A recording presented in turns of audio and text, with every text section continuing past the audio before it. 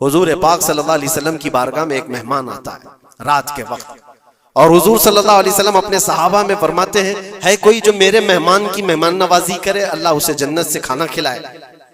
صحابہ تو ظاہر سی بات ہے ہر نیکی کو بڑھ چڑھ کر کے لیتے تھے۔ ایک صحابی تھے حضرت طلحہ رضی اللہ تعالیٰ عنہ، انہوں نے کچھ دیکھا ہی نہیں گھر میں ہے کہ نہیں ہے، فوراً کہا یا رسول اللہ اس مہمان کو میں لے جاتا ہوں۔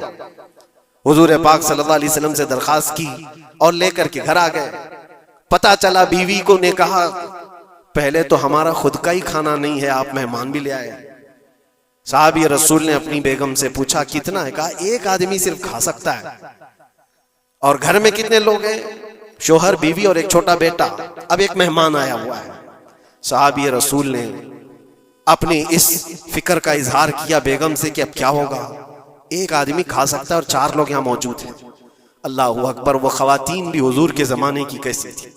انہوں نے کہا اپنے شوہر سے گھبرائیے مت، میں بچے کو تھپکیاں دے کر سلا دوں گی، آج ایسے سلا دوں گی، اور دسترخوان پر جب بیٹھے ہیں آپ کو کھانا میں پروس دوں گی، اور پھر بتی اچانک گل کر دیں گے، چراغ بند کر دیا جائے گا، آپ کھانے جیسا منہ چلاتے رہیں اور اس مہمان کو لگے کہ آپ بھی کھا رہے ہیں، اور کھانا پورا اس کے سامنے رکھیں تاکہ وہ پیٹ بھر کر کھا لے۔ ایک آدمی کے کھانے کے لیے یہ ہیلا کیا جا رہا ہے، خود بھی بھوکے ہیں۔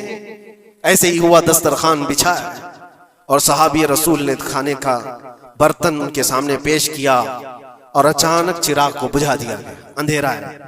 انہوں نے افسوس کا اظہار کیا، کہا اتفاق ہے چراغ گل ہو گیا، آپ کھا لیجئے، ہم بھی کھا رہے ہیں۔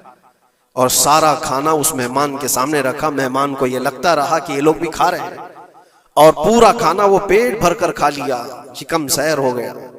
اور اس کے بعد برتن اٹھا دیا گیا، وہ صحابی رسول حضرت طلحہ بھی بھوکے سوئے، ان کی بیوی بھی بھوکی سوئی، ان کا بیٹا بھی بھوکا سویا، صرف ایک مہمان کی مہمان نوازی کے لیے، اپنی عزیز چیز، اپنی پسندیدہ چیز قربان اللہ کے نام پر۔ لیکن میرے عزیزوں، واقعہ صرف اتنا ہی نہیں ہے۔ صبح ہوتی ہے، حضور پاک صلی اللہ علیہ وسلم صحابہ سے کہتے ہیں طلحہ کہاں ہے؟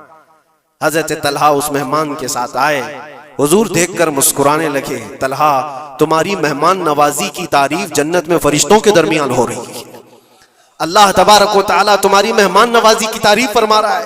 جبرائیل آئے تھے اور مجھے بتا گئے کہ آپ کے ایک صحابی نے اللہ کے نام پر اپنا سب کچھ اس مہمان کو کھلایا ہے۔ یہ ہے جس کو ایثار کہتے ہیں، اس کو کہتے ہیں یہ قربانی۔